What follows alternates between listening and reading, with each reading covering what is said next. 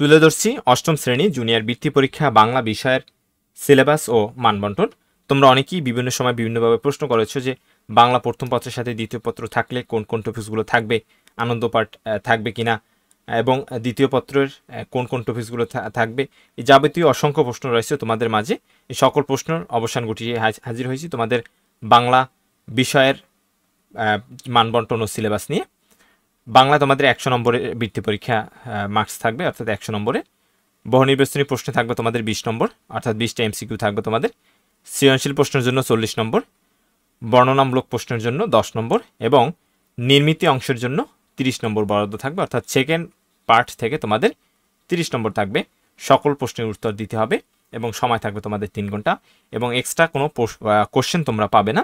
তোমার কোশ্চেনে যে কয়টি প্রশ্ন থাকবে তোমাকে যদি বৃত্তি পেতে হয় সবগুলো অ্যান্সার করতে হবে। বহু নির্বাচনী প্রশ্ন কোথা থেকে থাকবে?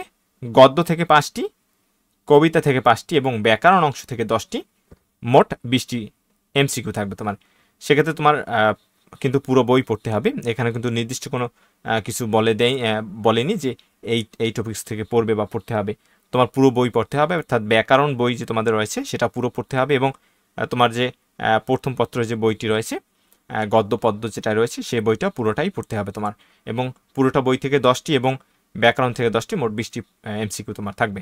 এরপরে সৃজনশীল অংশে গদ্য থেকে 2টি এবং পদ্য অর্থাৎ কবিতা থেকে 2টি, মোট 4টি সৃজনশীল থাকবে। 4টির অ্যান্সার করতে হবে, 4টিতে 40 নম্বর পাবে তোমরা। এরপরে আনন্দ পাঠ থেকে তোমার শুধু একটি বর্ণনামূলক প্রশ্ন আসবে এবং ওই একটিরই অ্যান্সার করতে হবে। এতে তোমরা 10 মার্কস পাবে যদি লিখতে পারো। এবং এই বর্ণনামূলক প্রশ্নে 2টি অংশ থাকবে, ক অংশে 3 নম্বর এবং খ অংশে 7 নম্বর, এই মোট 10 নম্বর। এরপরে বাংলা দ্বিতীয় পত্রের লিখিত অংশে তোমরা যে বিষয়গুলো পড়বে অর্থাৎ নির্মিত অংশে, সেগুলো হলো পত্র রচনা অর্থাৎ আবেদনপত্র অথবা চিঠি, যে কোনো একটা তোমাকে দেওয়া হতে পারে, এতে তোমাদের 5 মার্কস। সারাংশ অথবা সারমর্ম, এতে তোমাদের 5 মার্কস থাকবে। ভাব সম্প্রসারণ, এতে তোমাদের 5 মার্কস। প্রবন্ধ রচনা থাকবে, 2টি থেকে একটি তোমাকে লিখতে হবে, এতে তোমাদের 15 মার্কস।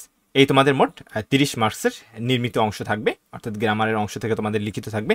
এখন এর কয়টি পর্বে কিভাবে পড়বে এই সকল বিষয়ের উপর আমরা ভিডিও দিব, তোমরা সেগুলো দেখবে। আশা করি তোমরা উপকৃত হবে, এবং তোমাদের প্রত্যেকটা সাবজেক্টের উপরে আমাদের সাজেশন থাকবে, তারপরে প্রত্যেকটা টপিক্সের উপরে আলাদা আলাদা ভিডিও থাকবে, তোমরা সেগুলো দেখবে। আশা করি তোমরা উপকৃত হবে। ধন্যবাদ সবাইকে। পরবর্তী ভিডিওগুলো দেখার আমন্ত্রণ রইল। ধন্যবাদ সবাইকে।